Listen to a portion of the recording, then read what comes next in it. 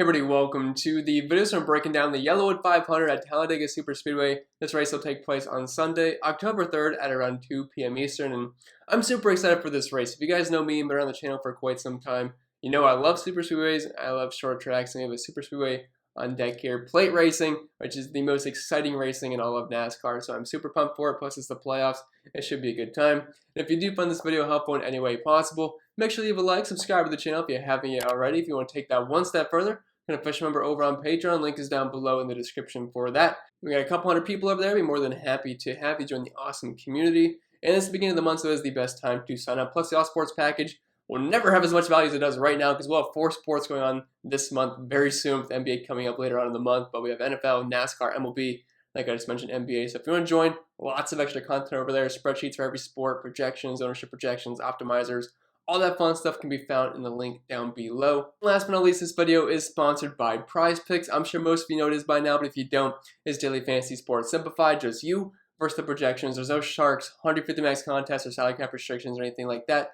Just you versus the props they offer each and every single day. And as of right now, I do offer Prize Picks projections on my spreadsheet. I tell you right now, this is a very good week to smash some unders, considering we're at a plate race. I think a lot of these guys are way too high, considering the circumstances that we have this weekend. If you're a new signee over on Prize Picks, you can use code CPENN to get a free money bonus. That's an instant deposit match up to $100, so it's free money. Want to use it to your advantage when you use code CPENN and tell them I sent you. But I think it'll be it for the plugs for the most part, so without further ado, let's dive into this week's video. And as always, I have a few things to mention before we get started. So first off, no live stream this weekend. The race starts at 2, which means I have to do a live stream at like 12 or 1, which I'm not going to compete with Football Sunday there, so no live stream, and probably not another one until next year for the Daytona 500, the Clash, or whatever it may be. And second off, if you want to join the DraftKings contest that I host each and every single week, all you got to do is comment your DK username down below. I forgot to resize it last week, so I apologize for it not running. I figured we wouldn't fill 100 people on Football Sunday. I meant to make it 50 or 75, and unfortunately, I forgot. So it did not fill, and we did not have a contest, which sucked. So I'll try to make it 50 this week, and hopefully that will fill. So just make sure you comment your DK username down below. And I kind of think that's it for the housekeeping for the most part. So let's dive right into the preview of this week's race. And as previously mentioned, this is the YellaWood 500 at Talladega Superspeedway. There's the out of the track. It is quite large, a little bit over 2.5 miles in length. This is a restrictor plate type race, which means it's just like Daytona. The other similar track to this track is Daytona. They put restrictor plates on the cars or taper spacers, whatever you want to call it now, the big spoilers, whatever it may be. It makes them drive in packs, which causes the big wrecks. So yeah, wrecks are definitely going to be a cause of concern here at Talladega, although Talladega can be a bit more tame than Daytona. Daytona pretty much is always a lock for a big one, like each and every single race. Talladega, it can be a more hit or miss. Now, big ones can really happen at Talladega. Some of the biggest wrecks in all of NASCAR history have happened here at Talladega, so it's certainly possible. It's just not always a lock like Daytona, but it's still a place differential race. Dominator points don't really mean too much here, although at Talladega, my strategy does change a little bit. Like at Daytona, I nearly cross off all the guys starting in the top 10, but at Talladega, I'm more tempted to roster guys starting closer to the front because it's a little bit easier lead laps to hold the front. Anyone mentioned dominator points don't really mean too much to me because you can't really project fast laps whatsoever. I typically take them out of my projections completely. They're completely spread out through the field, and if you're trying to project fast laps, I mean, good luck to you, but it's just completely random. Lap-led points can be important. Like if a guy like Ryan Blaney starting in 4th place comes out, leads 60, 70 laps, and wins the race, yeah, very good chance he's optimal despite starting inside the top 5. And with other place differential points other drivers have. But if you look at previous optimal lineups, for the most part, a large chunk of place differential drivers. And then just showing you guys a little sneak preview of some extra content I have over on the spreadsheet that I do offer on Patreon. The past previous Talladega optimal lineup averages, so $43,000 in salary use. So again, don't be afraid to leave salary on the table. That's one of the best things you could do at Superspeedways. Although I do want to mention DraftKings is kind of getting on to the stack the back strategy. So they completely priced up guys like Justin Haley's about $10,000 this week. Like they've completely caught on there. So I'll talk about a little bit of strategy when we get into it, but one driver, 1 through 12, 1.83 drivers, 13 through 24, and then about 3.5 drivers starting in the very back. So as you can see, it's still a PD race, and even when we haven't had big ones here, like one of the most recent races, it was still a full-on place differential race. Now, I'll dive a little bit deeper into that in the article when we talk strategy and things, but I think you guys get the gist of it for the most part, so that's pretty much it for the preview. So without further ado, let's get into the driver-by-driver breakdown portion of this week's video. If you guys want my thoughts on the overall pricing, I think DraftKings made it quite interesting this weekend because there's about 12 drivers in the 7K range, quite a few of them with good name value, so I'm sure they're all going to be quite high owned. And then we have guys like Justin Haley, Justin Allgaier, Ross Chastain, all above $9,000. Kyle Larson's only 8,400 bucks, so it's definitely all over the place. So if you're brand new to NASCAR DFS and you're just a casual NASCAR fan, you're probably thinking, what the heck's going on here? So I get it. They did make the pricing a little wacky this week, but typically pricing doesn't matter too much at super speedways, although since they're starting to price up these place differential guys, I could see situations where you are getting close to using the max salary, which I think is fine because times are different. Back in the day, they didn't price it like this because first off, they didn't know the qualifying order beforehand. Now they do. So it's just a little bit different everywhere. But anyway, we'll start top in the 10K range. We have Ryan Blaney, 10,700 bucks. He's starting in fourth, and he's made a name for himself at being the best super speedway driver in all of NASCAR. He has been absolutely killing at super speedways. He had back-to-back wins here in 2020 and 2019. And if you're looking at the track type form, he has 3 wins the past 10 races, which is more than any other driver. Average finish only 0.1 behind Denny Hamlin. The 4th most laps led, and Team Penske tends to run near the front at every single super speedway race. So Ryan Blaney, even though he's sitting 4th, I definitely think he's going to be a very solid option.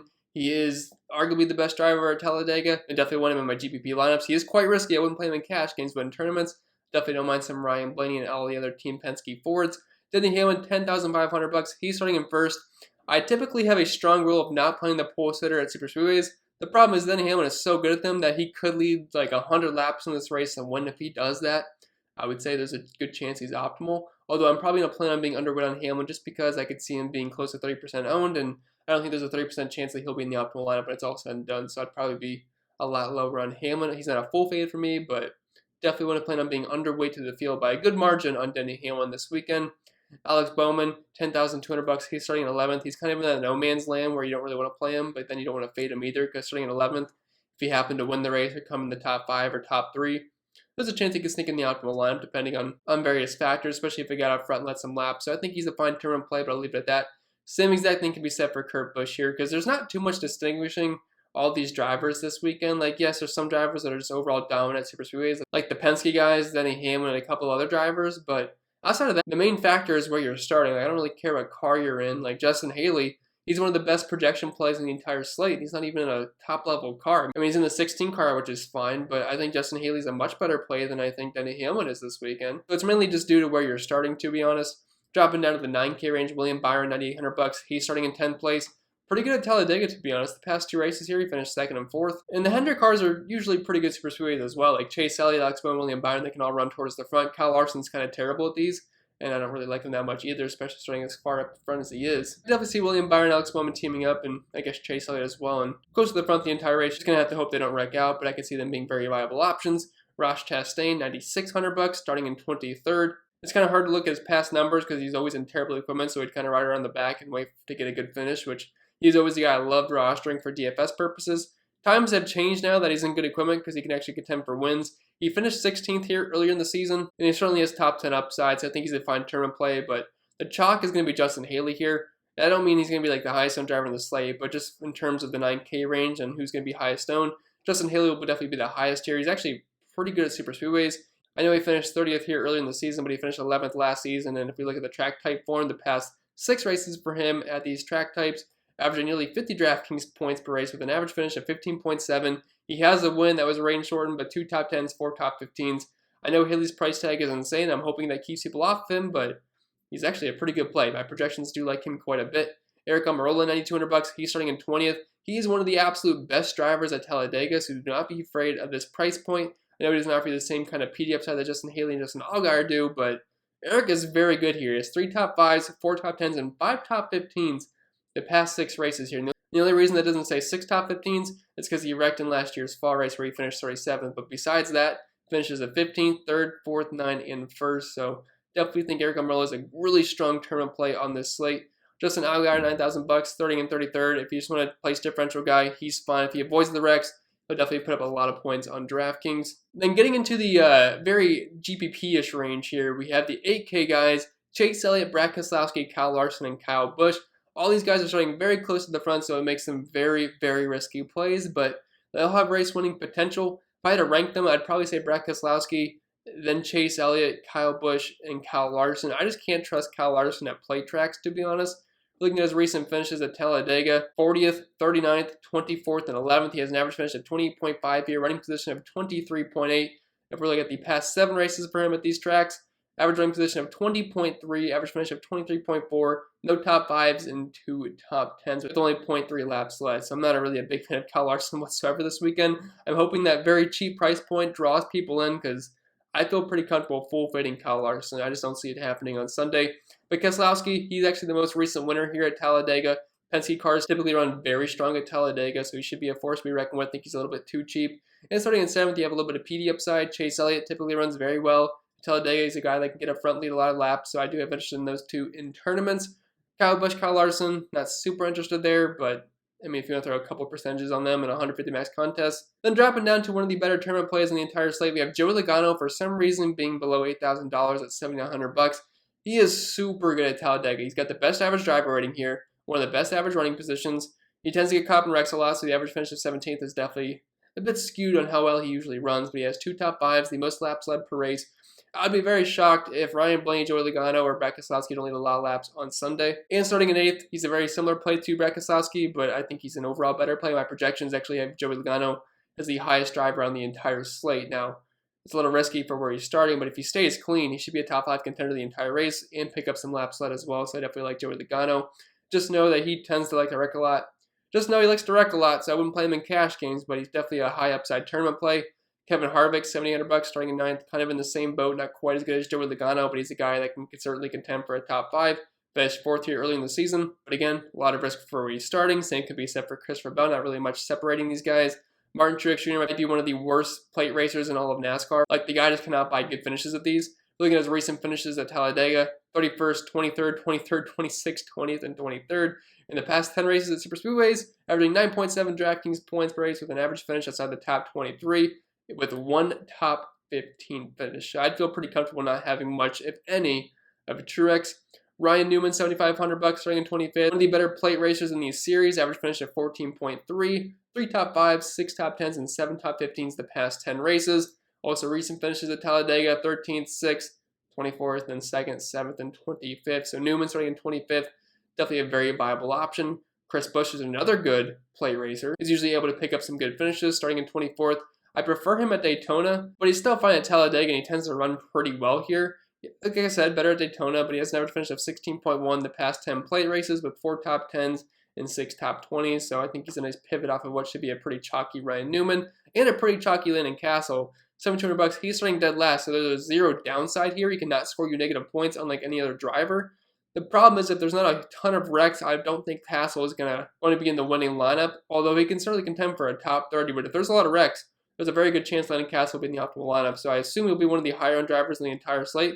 And I think that's for good reason. He's averaging close to 30 DraftKings points per race here with an average finish of 23.3. He did finish 14th here in 2019. So if you're looking for the safest high floor play, if you're playing cash games, I would definitely try to play some Landon Castle. Then Austin Dillon and Daniel Suarez, for where they're starting, they're going to be tournament plays because I can't imagine they'll have much ownership whatsoever because they're sandwiched in between all the place differential guys. Ryan Newman, Buescher, Castle, LaJoie, Custer, Priest, Jones, all the PDs. So if you're looking for some really low-owned guys that don't really start too close to the front, but they're kind of mid-pack and have top 10 upside, that could definitely win you a GPP.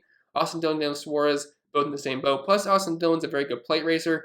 2 top 10s here the past 6 races at Talladega and 4 top 15s. And then as for these 6K guys, and LaJoie, Custer, Priest, and Jones, they're all pretty much the same play, so just take your pick there. If I had to rank them, I would say probably Priest, Jones, LaJoie, Custer.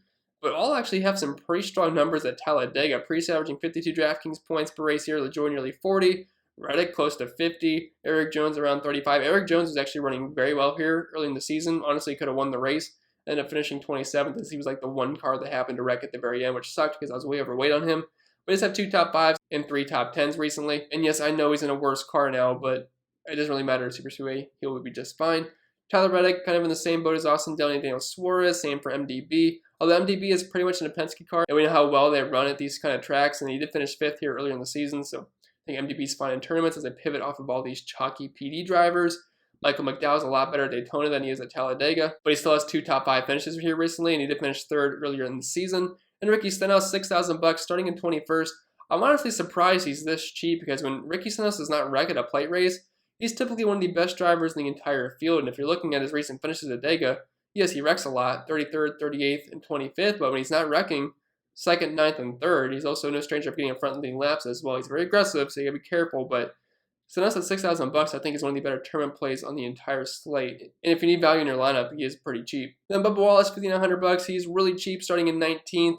He's a good plate racer. It's just he's another guy that can tend to get caught up in wrecks quite a bit.